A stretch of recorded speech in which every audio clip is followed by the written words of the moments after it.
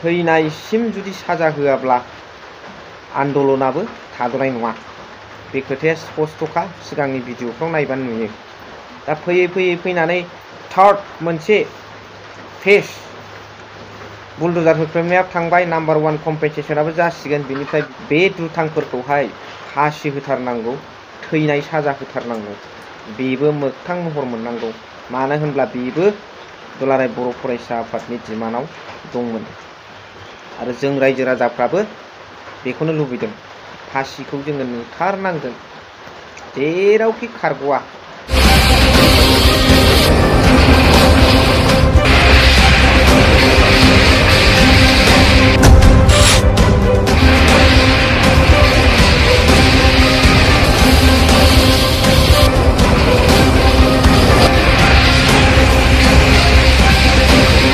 Video क्लिप्सआव नुनो मोनबाय धनालि तालुकदार जायफोर दुथां कालप्रिट लांसुनियाफोरनि न'खौहाय जेरैहाय दुलाराय बर' फरायसा आफादनिफ्राय डिमान्ड खालामदोंमोन दिपेन बर' बिथांनि दैदेननायाव एबसुआ बेखौ बुलडोजारजों हुख्रेमनाय जाबाय।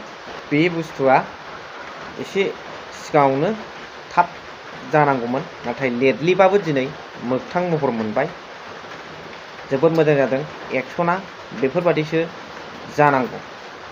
आसामनि मिनिस्टार जयन्त मल्ल बरुवानि नुजाथिनायावहाय जेरै कम्पेनसेसन बिदों दुलाराय बर' फरायसा आफादनिफ्राय जायफोरखौ डिमान्ड खालामदों बेखौ होनो आसाम सरकारनिफ्राय राजि जादों।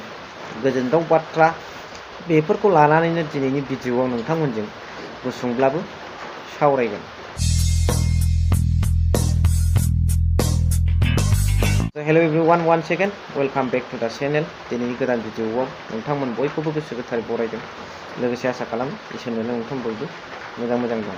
बेनिफ्राय जोङो नुनो मोनबाय बुलडोजारजों हुख्रेमनाया डिमान्डआव दंमोन दुलाराय बर' फरायसा आफादनि डिमान्डआव, जे हिरण्मय खाख्लारिनि आरो बेजों सोमोन्दो थानाय जिनाहारि जाथायनि सायाव केपचार खालामनानै दुलाराय बर' फरायसा आफादा जाबादि डिमान्ड खालामदोंमोन बेखौ दिनै फारि फारि मोननो थांगासिनो दङ।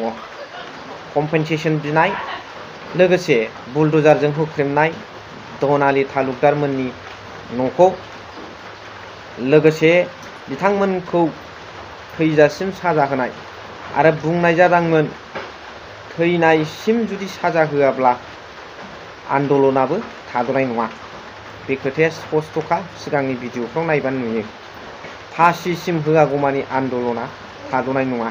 दा फैयै फैयै फैनानै थार्ड मोनसे फेज बुलडोजार होख्रेमनाया थांबाय, नाम्बार 1 कम्पेनसेसनाबो जासिगोन। बेनिफ्राय बे दुथांफोरखौहाय फासि होथारनांगौ, थैनाय साजा होथारनांगौ।